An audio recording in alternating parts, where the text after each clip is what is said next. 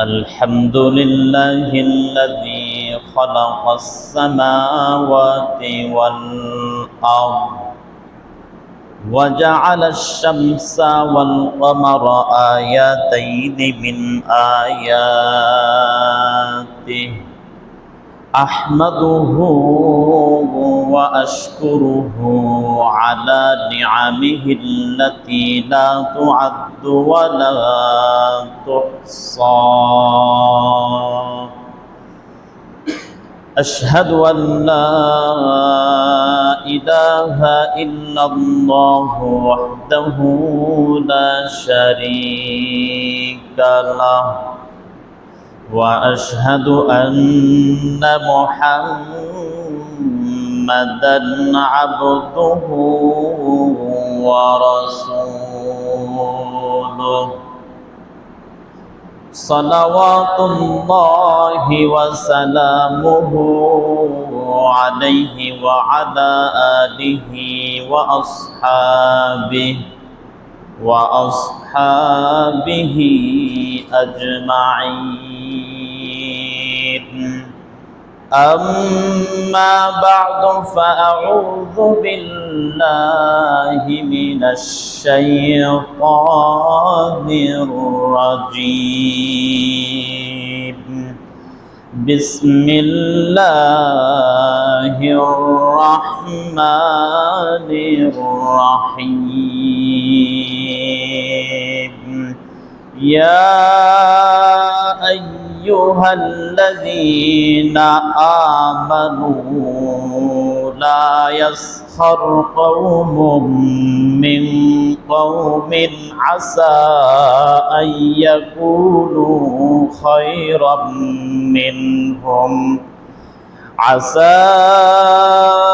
أن يكونوا خيرا منهم ولا نساء من نساء عسى أن يكن خيرا منهن ولا تلمزوا أنفسكم ولا تنابزوا بالألقاب بئس الاسم الفسوق بعد الإيمان ومن لم يتب فأولئك هم الظالمون صدق الله مولانا العظيم وصدق رسوله النبي الكريم ونحن على ذلك من الشاهدين والشاكرين والذاكرين والحمد لله رب العالمين সকলে দরুদ ইব্রাহিম পড়ি اللهم صل على محمد وعلى آل محمد كما صليت على إبراهيم وعلى آل إبراهيم إنك حميد مجيد اللهم بارك على محمد وعلى آل محمد كما باركت على إبراهيم وعلى آل إبراهيم إنك حميد مجيد सारे दुनिया हो मुखालिफ कुछ नहीं नुकसान है सारे दुनिया हो मुखालिफ कुछ नहीं नुकसान है गम नहीं है डर नहीं है जब खुदा रहमान है गम नहीं है डर नहीं है जब खुदा रहमान है। तू मर्द मुसलमान है, तू मर्द मुसलमान, तू मर्द मुसलमान है, तू मर्द मुसलमान। एक हाथ में तलवार, एक हाथ में कुरान, एक हाथ में तलवार, एक हाथ में कुरान। अल्हम्दुलिल्लाह। आज 22 मुहर्रम 1447 हिजरी, 3রা শ্রাবণ 1432 বঙ্গাব্দ, 18 জুলাই 2025 খ্রিস্টাব্দ। আজকের এই মহান দিবসে আল্লাহ পাক রব্বুল আলামিন আমাদের উপর অত্যন্ত দয়ামায়া ইহসান করে ভালোবেসে জুমার নামাজ আদায়ের উদ্দেশ্যে জুমার আজানের পরে মসজিদে নিয়ে এসেছেন। কিছু কথা বলার ও শোনার তৌফিক আল্লাহ তাআলা আমাদেরকে দান করলেন। এজন্য সকলে অন্তরের অন্তঃস্থল থেকে জোরে সরে রবের শুকরিয়া আদায় করি। সকলে একসাথে এক বাক্যে বলি আলহামদুলিল্লাহ। অগণিত দরুদ বর্ষিত হোক ওই মহান রাসূল সাল্লাল্লাহু আলাইহি ওয়াসাল্লামের প্রতি, যিনি আশরাফুল আম্বিয়া, সাইয়্যিদুল কাউনাইন, রাহমাতুল লিল আলামিন। সকলে বলি সাল্লাল্লাহু আলাইহি ওয়াসাল্লাম। সম্মানিত উপস্থিতি, গত জুমায় আমরা আলোচনা করেছিলাম মানুষের অধিকার সম্পর্কে। আপনাদের মনে আছে কিনা? আল্লাহ পাক রব্বুল আলামিন মানুষদেরকে যে অধিকার দিয়েছে, এই অধিকারগুলোর মধ্য থেকে অন্যতম একটা অধিকার হলো বেঁচে থাকার অধিকার। এই অধিকার বাস্তবায়নের জন্য আল্লাহ তাআলা কুরআনুল কারীমে এক বিধান দিয়েছেন, এক আইন দিয়েছেন, সেটা হলো কিসাসের বিধান। মানুষকে যে বেঁচে থাকার অধিকার দিয়েছেন, এই অধিকার বাস্তবায়নের জন্য আল্লাহ তাআলা কুরআনের মধ্যে বিধান দিয়েছেন কিসাসের বিধান। অর্থাৎ কেউ যদি কোনো মানুষের রক্ত প্রবাহিত করে, কেউ যদি কোনো মানুষকে হত্যা করে, কেউ যদি কোনো মানুষকে খুন করে, তাহলে হত্যার বদলে, খুনের বদলে হত্যাকারীকেও, খুনিকেও হত্যা করতে হবে। এটা হলো আল্লাহ তাআলা কর্তৃক নির্ধারিত সিদ্ধান্ত, আল্লাহ তাআলার আইন, কোরআনের বিধান, ইসলামী বিধান এটা। তবে তিক্ত হলেও সত্য কথা এই যে আমাদের দেশের মানুষ, আমাদের রাষ্ট্র ব্যবস্থা, আমাদের শাসকগণ, আমাদের নেতৃস্থানীয় নেতৃবর্গরা ইসলামী আইনকে শ্রদ্ধাবোধ করে না। আমাদের দেশে কোরআনের এই বিধান চালু নাই। কোরআনের এই আইনকে, আল্লাহ তাআলার প্রণয়নকৃত এই আইনকে আমাদের দেশে বাস্তবায়ন করা হয় না। যার কারণে অহরহ হত্যা, গুম, খুন, অপরাধ, দুর্নীতি হতেই আছে, হতেই থাকবে। যতক্ষণ পর্যন্ত মানুষ দুনিয়ার বানানো নিয়ম কানুন, দুনিয়ার বানানো আইন বিধান, মানুষের তৈরিকৃত তন্ত্র মন্ত্রের অনুসরণ করতে থাকবে, ততদিন পর্যন্ত দুনিয়াতে শান্তি আসা সম্ভব না। দুনিয়ার মধ্যে ফিতনা ফাসাদ বন্ধ হওয়া সম্ভব না, হত্যা, গুম, খুন বন্ধ হওয়া সম্ভব না, দুর্নীতি আর চাঁদাবাজ বন্ধ হওয়া সম্ভব না। এইগুলো বন্ধ করতে হলে আমাদেরকে কোরআনের বিধান মেনে নিতে হবে। আল্লাহ তাআলা যে বিধান কুরআনুল কারীমে দিয়েছে, আমাদের জন্য যে আইন দিয়েছেন, সেগুলো অনুসরণ করতে হবে। প্রিয় উপস্থিতি, বিশ্বাস করেন, একটা মাত্র হত্যার শাস্তি যদি বাইতুল মুকাররমের সামনে জনসম্মুখে কোরআনের বিধান অনুযায়ী, আল্লাহ তাআলার আইনের অনুসরণ করে কিসাসের মাধ্যমে হত্যার বদলে হত্যা, এই অনুযায়ী যদি কারো শাস্তি বাস্তবায়ন করা হয়, দেশে আর কোনো খুন হবে না, আর কেউ হত্যা হবে না। শতভাগ হত্যা, শতভাগ খুন বন্ধ হয়ে যাবে। কোনো হত্যাকারী আর খুন করবে না, কোনো খুনি আর হত্যা করবে না। কিন্তু আফসোসের বিষয়, আমরা কেউই আল্লাহ তাআলার আইনকে মানিও না, পালনও করি না। যারা ধর্মপ্রাণ মুসলিম মুত্তাকি, তারা হয়তো আল্লাহ তাআলার আইন মানেন, কিন্তু পালন করার তো সুযোগ নাই। কিন্তু আমাদের দেশের অধিকাংশ মানুষ আল্লাহ তাআলার আইন পালন তো দূরের থাক, মানতেও চায় না। তো মুআজ্জাজ হাজরিন, আমরা যদি আমাদের রাষ্ট্র ব্যবস্থা সুন্দর করতে চাই, আমাদের সমাজ থেকে খুন, হত্যা দূর করে দিতে চাই, তাহলে আমাদেরকে কোরআনের আইন মানা ছাড়া, আল্লাহ তাআলার বিধান মানা ছাড়ার বিকল্প কোনো পথ নেই। একমাত্র কোরআনই আমাদেরকে মুক্তি দিতে পারে।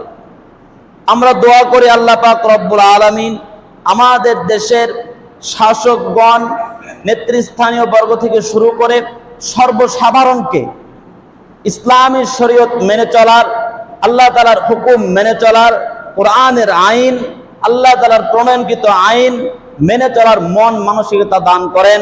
সকলে বলে আল্লাহুম্মা আমিন।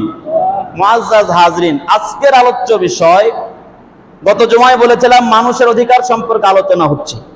মানুষের অধিকার সমূহের মধ্য থেকে আরেকটি অধিকার হলো মানুষের ইজ্জত, সম্মানের, নিরাপত্তার অধিকার।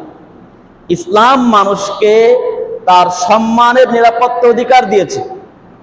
মানুষকে যেমন বেঁচে থাকার অধিকার দিয়েছে, ঠিক তদ্রূপ একটা মানুষকে সম্মানের সাথে মাথা উঁচু করে ইজ্জতের সাথে বসবাস করার সুযোগ ও অধিকার আল্লাহ তাআলা দুনিয়াতে মানুষকে দিয়েছেন। এই অধিকার বাস্তবায়নের জন্য কোরআনের হুকুম আল্লাহ তাআলা দিয়েছেন। প্রথমে আমরা জানবো ইজ্জত, সম্মান নষ্ট হয় কিভাবে, মানুষের সম্মান হানি হয় কিভাবে, মানুষ অপমানিত হয় কিভাবে। ইজ্জত সম্মান নষ্ট হয় একজন আরেকজনকে উপহাস করার মাধ্যমে নষ্ট করে। উপহাস মানুষ কখন করে? একজন নিজেকে বড় মনে করে, নিজেকে সম্মানিত মনে করে, নিজেকে শক্তিশালী মনে করে, নিজেকে সম্পদশালী মনে করে। তো এই শক্তিশালী মানুষ দুর্বল মানুষকে নিয়ে উপহাস করে, ঠাট্টা বিদ্রুপ করে। এই ঠাট্টা বিদ্রুপের মাধ্যমে তার মান সম্মানের হানি হয়। একজনকে তার নাম ব্যঙ্গ করে ডাকলে তার মান সম্মানের হানি হয়। কারো দোষ ত্রুটি ধরে খোঁটা দিলে তার মান সম্মানের হানি হয়। অতীতের কোনো গুনাহের প্রতি সম্বোধন করে ডাকলে তার মান সম্মানের হানি হয়। রব্বুল আলামিন মানব জাতিকে, মানুষের সম্মানের এতটাই অধিকার দিয়েছেন যে আপনি চাইলে একজনকে উপহাস করতে পারবেন না, আপনি চাইলে একজনকে গালিগালাজ করতে পারবেন না, চাইলে একজনকে নতুন নাম দিয়ে ডাকতে পারবেন না, আপনি চাইলেই কারো নাম ব্যঙ্গ করে ডাকতে পারবেন না। অতীতের কোনো গুনাহের কারণে আপনি চাইলেই তাকে সম্বোধন করে ডাকতে পারবেন না। আল্লাহ তাআলা নিষেধ করে দিয়েছেন। আসুন আমরা সরাসরি কোরআন থেকে জেনে নেই। আল্লাহ পাক রব্বুল আলামিন সূরা হুজরাতের 11 নম্বর আয়াতের মধ্যে বলেন, কত নম্বর আয়াত? সূরা হুজরাত আয়াত নম্বর 11। আল্লাহ তাআলা বলেন, ইয়া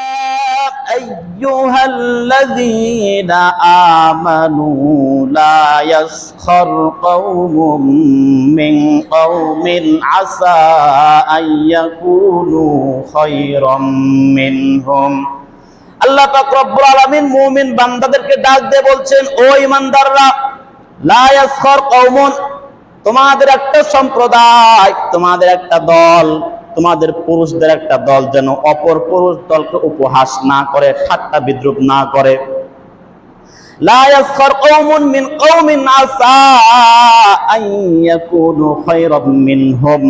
হতে পারে তোমাদের যে দলটা উপহাস করে, তোমাদের মধ্যে যে ব্যক্তি উপহাস করে, যাকে উপহাস করা হচ্ছে হয়তো সে তার থেকে উত্তম হইতে পারে। মানুষ তো উপহাস করে দুর্বল মনে করে, অনুত্তম মনে করে, কিন্তু এমনও তো হতে পারে যাকে উপহাস করা হচ্ছে সে বেশি সম্মানিত, তার ইজ্জত বেশি। এমন হতে পারে কি পারে না? কার সম্মান বেশি, কার ইজ্জত বেশি, এটা তো আমরা মানুষ বলতে পারবো না। একজন মানুষ সে আল্লাহ তাআলার কাছে কতটা প্রিয়, আল্লাহ তাআলার কাছে কতটা সম্মানওয়ালা, আল্লাহ তাআলার কাছে কতটা ইজ্জতওয়ালা, এটা তো আমি আপনি বলতে পারবো না, আল্লাহ তাআলা জানেন। তো যে নিজেকে বড় মনে করে উপহাস করতেছে, যে নিজেকে বড় মনে করে ঠাট্টা বিদ্রুপ করতেছে, হতে পারে যে সে উপহাস যাকে করা হচ্ছে তাই উত্তম তার থেকে। এরকম হতে পারে কি পারে না?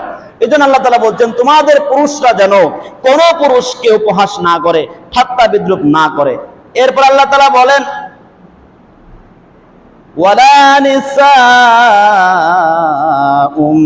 মিন নিসাইন আসা আইয়াকুন্না খায়রাম মিনহুন। তোমাদের পুরুষকে যেরকম নিষেধ করা হলো, তোমাদের পুরুষদেরকে নির্দেশ দেওয়া হলো যে তোমরা অপর পুরুষকে উপহাস করবে না, ঠাট্টা বিদ্রুপ করবে না। এই উপহাস করার এই ত্রুটি, অপরাধটা মহিলার মধ্যে বেশি হয়ে থাকে।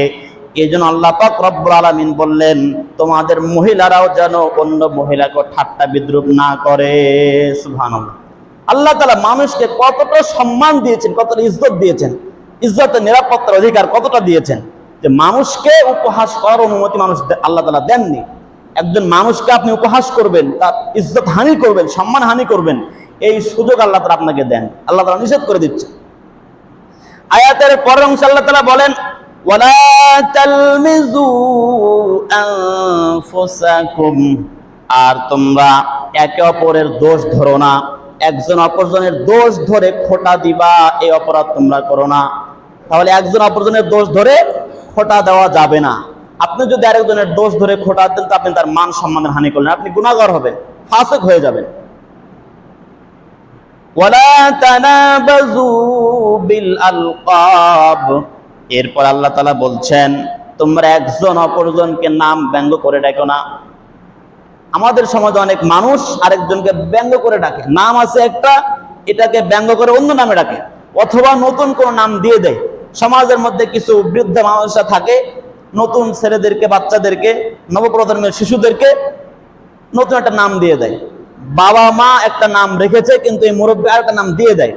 সে তো ঠাট্টা বিদ্রুপ করে হাসির ছলে দিয়ে দিল, কিন্তু এটাও গুনাহ, এটাও গুনাহের অন্তর্ভুক্ত হবে। এজন্য যারা এরকম কাজ করেন, মানুষদেরকে নতুন লকব উপাধি দিয়ে দেন, এরকম কাজ থেকে বিরত থাকা আল্লাহ তাআলা নিষেধ করেছেন।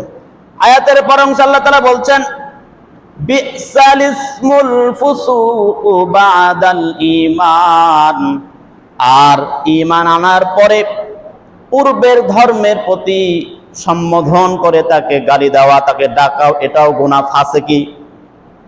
একজন মানুষ ঈমান এনেছে, তার সঙ্গে আপনার ঝামেলা হইতেই পারে, দ্বন্দ্ব ফাসাদ হইতে পারে, এজন্য তাকে আপনি খ্রিস্টান বলে গালি দিতে পারবেন না, সেটা এখন মুসলমান। যদিও নবমুসলিমকে আপনি হিন্দু বলে গালি দিতে পারবেন না।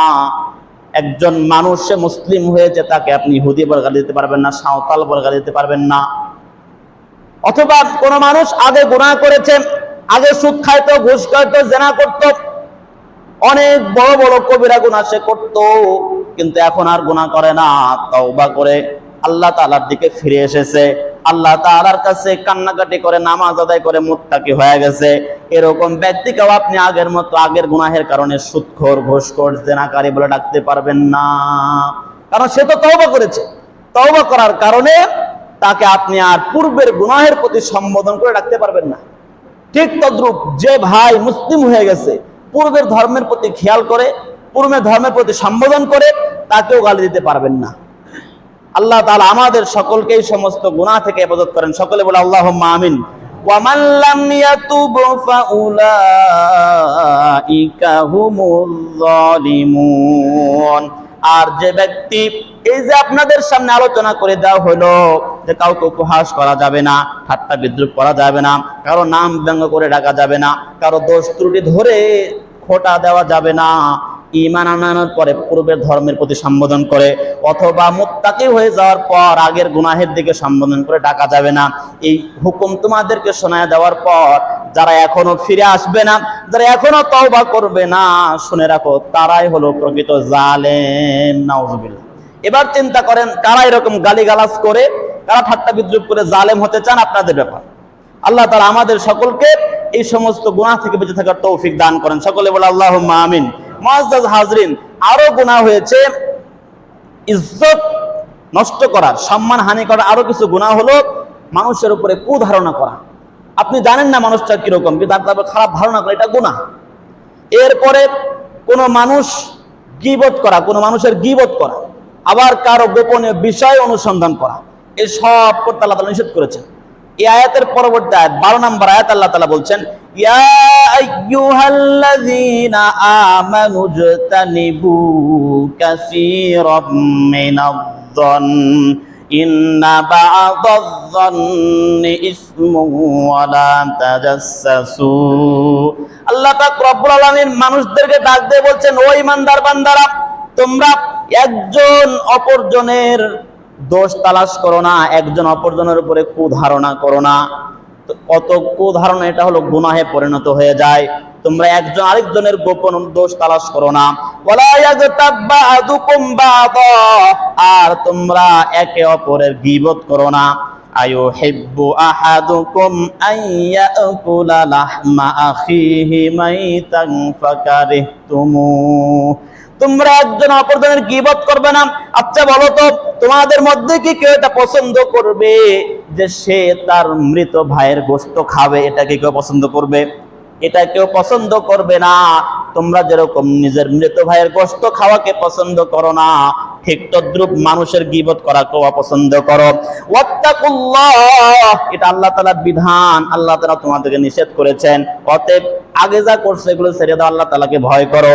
ইন্নাল্লাহা তাওয়াবুর রাহিম, তুমি যা আগের গুনাহ করেছো, আগে গীবত করেছো, এখন ফিরে আসো, নিশ্চয় আল্লাহ তাআলা তওবা কবুলকারী, দয়ালু। সুবহানাল্লাহ। মুআজ্জাজ হাজরিন, কোরআনুল কারীমের পাশাপাশি দুই আয়াত থেকে আপনাদেরকে বুঝাইলাম যে আল্লাহ তাআলা মানুষদের ইজ্জত আর সম্মান হেফাজতের জন্য এই বিধানগুলো দিয়ে দিয়েছে। তাহলে ইসলামী শরীয়ত যেরকম বিধান দেয়, ইসলামী শরীয়ত মানুষদেরকে যেরকম অধিকার দিয়েছে, ঠিক এই অধিকার বাস্তবায়নের জন্য কিছু বিধানও দিয়ে দিয়েছে। এরই পরিপ্রেক্ষিতে আমরা একটা হাদিস শুনবো, কিতাবের নাম সহিহ মুসলিম, হাদিস নাম্বার 6435। এই হাদিস বর্ণনা করেছেন হযরত আবু হুরায়রা রাদিয়াল্লাহু তাআলা আনহু। কে বর্ণনা করেছেন? আন আবি হুরায়রা রাদিয়াল্লাহু তাআলা আনহু আন্নাহু ক্বাল ক্বালা রাসূলুল্লাহি সাল্লাল্লাহু আলাইহি ওয়াসাল্লাম। হযরত আবু হুরায়রা রাদিয়াল্লাহু তাআলা আনহু থেকে বর্ণিত, তিনি বলেন রাসূলুল্লাহ সাল্লাল্লাহু আলাইহি ওয়াসাল্লাম ইরশাদ করেছেন, লা তাহাসাদু ওয়ালা তানাজাসু ওয়ালা তাবাগাদু ওয়ালা তাদাবারু। রাসূলুল্লাহ সাল্লাল্লাহু আলাইহি ওয়াসাল্লাম বলেন, লা তাহাসাদু, তোমরা একজন আরেকজনের সঙ্গে হিংসা করো না, ওয়ালা তানাজাসু, তোমরা একজন আরেকজনের দোষ ত্রুটি তালাশ করো না, ওয়ালা তাবাগাদু, তোমরা একজন আরেকজনের প্রতি বিদ্বেষ পোষণ করো না, ওয়ালা তাদাবারু, তোমরা একজন আরেকজনের দোষ তালাশ করে খোঁটা দেওয়ার চেষ্টা করো না, ওয়ালা ইয়াবি বাদুকুম আলা বাইই বাদিন, তোমরা একজন ক্রেতা বিক্রেতার উপরে আবার ক্রয় বিক্রয় করো না। একজন ক্রয় বিক্রয় করতেছে, মাঝখানে গিয়ে আপনি আরেক দামে কিনে নিলেন, এরকম করতে পারবে না। আল মুসলিম আখুল মুসলিম, মুসলমান মুসলমানের ভাই, লা ইয়াজদিমুহু ওয়ালা ইয়াকদিলুহু ওয়ালা ইয়াহকিরুহু, এজন্য মুসলিম যেহেতু আরেক মুসলিমের ভাই, এজন্য একজন মুসলিম আরেক মুসলিমকে অপমান করতে পারে না, একজন মুসলিম আরেক মুসলিমকে জুলুম করতে পারে না, একজন মুসলিম আরেক মুসলমানকে তুচ্ছ ভাবতে পারে না। ক্বালা রাসূলুল্লাহ সাল্লাল্লাহু আলাইহি ওয়াসাল্লাম, আত-তাকওয়া হাহুনা, রাসূলুল্লাহ সাল্লাল্লাহু আলাইহি ওয়াসাল্লাম বলেন, এটার নামই তাকওয়া। ইশিরু ইলা সাদরিহি সালাসা মাররাতিন, এই কথা বলে রাসূল সাল্লাল্লাহু আলাইহি ওয়াসাল্লাম নিজের বুকের দিকে তিনবার ইশারা করেছেন। বিহাসবি ইমরিইম মিনাশ শাররি আন ইয়াহকিরা আখাহুল মুসলিমা, রাসূল বলেন কোন মানুষ খারাপ হওয়ার জন্য, কোন মানুষ মন্দ হওয়ার জন্য, কোন মানুষ খারাপ হওয়ার জন্য এতটুকুই যথেষ্ট যে সে তার মুসলিম ভাইকে তুচ্ছ করে, অপমানিত করে, লাঞ্ছিত করে। নাউজুবিল্লাহ। কোন মানুষ খারাপ হওয়ার জন্য এতটুকু দোষ থাকাই যথেষ্ট যে সে তার অপর ভাইকে একটু তুচ্ছ করলো, অপমান করলো। قال رسول الله صلى الله عليه وسلم كل المسلم على المسلم حرام دمه وماله وعرضه। রাসূলুল্লাহ সাল্লাল্লাহু আলাইহি ওয়াসাল্লাম বলেন, প্রত্যেক মুসলমানের উপরে প্রত্যেক মুসলমান হারাম। কি হারাম? দামুহু ওয়া মালুহু ওয়া ইরজুহু, এক মুসলমানের রক্ত, তার জান, তার মাল, তার সম্মান, এই সবগুলো অপর মুসলমানের প্রতি হারাম। মুসলমানের রক্ত আপনার জন্য হারাম, আপনি তাকে মারতে পারবেন না, হত্যা করতে পারবেন না। তার ইজ্জত সম্মান আপনার জন্য হারাম, আপনি তার ইজ্জত, তার মানহানি করতে পারেন না, তাকে অপমানিত করতে পারেন, লাঞ্ছিত করতে পারেন না। তার সম্পদ আপনার জন্য হারাম, আপনি সেখান থেকে ছিনতাই করতে পারেন না, চুরি করতে পারেন না, ডাকাতি করতে পারেন না। মুআজ্জাজ হাজরিন, এই ছিল আমাদের আল্লাহ তাআলা মানুষদেরকে যে অধিকার দিয়েছেন, এর মধ্যে একটা অধিকার হলো যে ইজ্জত সম্মানের অধিকার দিয়েছেন। এই জন্য কারো ইজ্জত নিয়ে ছিনিমিনি না খেলা, কারো সঙ্গে উপহাস না করা। আল্লাহ তাআলা আমাদের সকলকে বোঝার তৌফিক দান করেন, সকলে বলে আল্লাহুম্মা আমিন। আরেকটি বিষয় হলো জেনার অপবাদ দেওয়া। এতক্ষণ যেগুলো বললাম এগুলো তো ছোটখাটো, সচরাচর হয়ে থাকে। এখন যেটা বলছি, জেনার অপরাধ কঠিন গুনাহ। মনে করে আপনি জেনা করেন নাই, কিন্তু আপনার উপরে জেনার অপবাদ দিল, তাহলে আপনার অবস্থাটা কি হবে? এই মেয়ে লোকের মান সম্মান কত নষ্ট হবে? নষ্ট হবে কি হবে না? একজন সতী সাধ্যী নারীর ব্যাপারে যদি আপনি জেনার অপবাদ দেন, তাহলে সে কতটা লজ্জিত, লাঞ্ছিত, অপমানিত হবে, সমাজে সে কতটা তুচ্ছ হয়ে যাবে। আল্লাহ তাআলা এটাও নিষেধ করে দিয়েছেন। জেনার অপবাদের শাস্তি বুঝতে হলে আমাদের আগে জেনার শাস্তি বুঝতে হবে। জেনা কেউ যদি জেনা করে, তো জেনাকারী পুরুষ বিবাহিত অবিবাহিত হওয়ার পার্থক্যের সাথে শাস্তিরও পার্থক্য আছে। অর্থাৎ জেনাকারী পুরুষ মহিলা যদি বিবাহিত হয় তার শাস্তি একরকম হবে, জেনাকারী পুরুষ মহিলা যদি অবিবাহিত হয় তার শাস্তি একরকম হবে। সহিহ বুখারীর হাদিস নাম্বার 6824, এই হাদিস বর্ণনা করেছেন আব্দুল্লাহ ইবনে আব্বাস। এই হাদিস সময় সংক্ষিপ্ত হাজির আবারত বলছি না। এই হাদিস দ্বারা প্রমাণিত হয় রাসূলুল্লাহ সাল্লাল্লাহু আলাইহি সাল্লামের কাছে মাইজ বিন মালিক রাদিয়াল্লাহু তাআলা আসছিলেন। আসার পর তিনি তার জেনার অপরাধ স্বীকার করেছেন। রাসূলুল্লাহ সাল্লাল্লাহু আলাইহি সাল্লাম তাকে পরিশুদ্ধ করার জন্য পাথর নিক্ষেপ করে, কঙ্কর নিক্ষেপ করে হত্যার নির্দেশ দেন। এটা ইসলামী শরীয়তের বিধান। কেউ যদি কোনো বিবাহিত পুরুষ যদি জেনা করে তাহলে তাকে পাথর মেরে হত্যা করতে হবে। তো মাইজ বিন মালিক রাদিয়াল্লাহু তাআলা আনহুকে এই রজমের শাস্তির মাধ্যমে এই হদ প্রয়োগ করা হয়েছিল। এই হাদিস থেকে আমরা বুঝতে পারি বিবাহিত পুরুষ বিবাহিত নারী যদি জেনা করে তাহলে তাকে পাথর মেরে হত্যা করতে হবে। হ্যাঁ, এখন যদি জেনাকারী পুরুষ মহিলা অবিবাহিত হয় তার শাস্তি কি হবে? এর শাস্তি আল্লাহ তাআলা কুরআনুল কারিমে জানিয়ে দিচ্ছেন। সূরা নূর এর 2 নম্বর আয়াত আল্লাহ তাআলা বলেন, আয-যানিয়াতু ওয়াজ-যানি ফাজলিদু কুল্লা ওয়াহিদিম মিনহুমা মিআতা জালদা। আল্লাহ তাআলা বলেন জেনাকারী পুরুষ, জেনাকারী নারী এবং জেনাকারী পুরুষ তাদের প্রত্যেককেই 100 বেত্রাঘাত করো। কতটা? 100 বেত্রাঘাত করতে হবে যদি জেনাকারী পুরুষ মহিলা অবিবাহিত হয়।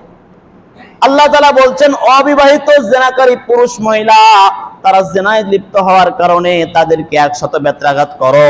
ওয়ালা তাআখুযুকুম বিহিমা রাফাতুন ফি দীনিল্লাহি ইন কুনতুম তুমিনুনা বিল্লাহি ওয়াল ইয়াউমিল আখির।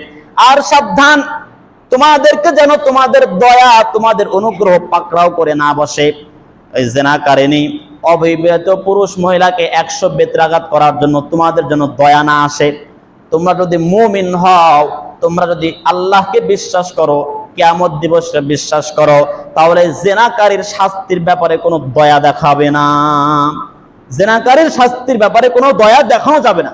এমন কঠিন অপরাধ এটা যে আল্লাহ তাআলা শাস্তি হলো অবিবাহিত হলে তাকে 100 বেত্রাঘাত করতে হবে। এই শাস্তির ক্ষেত্রে আপনি কোনো টালমটাল করতে পারবেন না, সহজকরণের কোনো সুরত নাই।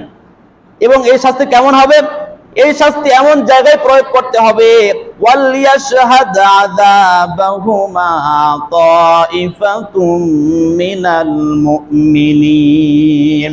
এই শাস্তিটা এমন জায়গায় প্রয়োগ করতে হবে যেন মুমিনদের একটা দল এই শাস্তিকে সচ্চক্ষে দেখে। সুবহানাল্লাহ। আল্লাহ তাআলা বিধান যে শাস্তি মানুষের সামনে প্রয়োগ করতে হবে। আপনি বদ্ধ ঘরে শাস্তি প্রয়োগ করলে মানুষ দেখলো না, তো মানুষ যদি না দেখে ভয় পাবে না, আর ভয় না পেলে জেনা থেকে বিরত থাকবে না। অতএব জেনার মতো অপরাধ থেকে বিরত থাকতে হলে এই হদ আল্লাহ তাআলার বিধানে আইন জনসম্মুখে প্রকাশ্যে দিতে হবে, তাহলে মানুষের শিক্ষা হবে। হ্যাঁ, এখন কথা আসে, এরকম একটা শাস্তির মতো অপরাধ যে মহিলা করে নাই, যে জেনা করে নাই, তার ব্যাপারে যদি অপবাদ দেয় সে জেনা করেছে, তাহলে যদি সে প্রকাশ করতে পারে, প্রমাণ করতে পারে, তাহলে তো তার উপরে এরকম 100 দোররা মারা হবে, 100 বেত্রাঘাত করা হবে। কিন্তু আসলে সে মহিলা করে নাই, নারী জেনা করে নাই, তাকে এরকম সতী সাথে নারীকে এরকম জেনা অপবাদ দিলে তার কি শাস্তি হবে? কারণ সে তো তার মান সম্মান নিয়ে খেলা করলো, তার ইজ্জত নিয়ে খেলা করলো। এই ইজ্জত লুণ্ঠনের জন্য আল্লাহ তাআলা মানুষের ইজ্জতের অধিকার যে দিয়েছেন, এই আইন প্রণয়নের জন্য আল্লাহ তাআলা সূরা নূরের 4 নম্বর আয়াতের মধ্যে বলছেন, ওয়াল্লাযীনা ইয়ারমুনাল মুহসানাতি সুম্মা লাম ইয়াতু বিআরবাআতি শুহাদা। এই আয়াতের অর্থ বোঝার আগে এতটুকু বোঝেন, কোন ব্যক্তির উপরে জেনার হদ প্রয়োগ করতে হলে, জেনার শাস্তি প্রয়োগ করতে হলে 4 জন সাক্ষীর প্রয়োজন। 4 জন সাক্ষ্যদাতা, এমন সাক্ষ্যদাতা হতে হবে যারা সরাসরি জেনা করতে দেখেছে। এরকম 4 জন সাক্ষী যদি না পাওয়া যায়, এই কঠিন শাস্তি তাদের উপরে প্রয়োগ করা যাবে না।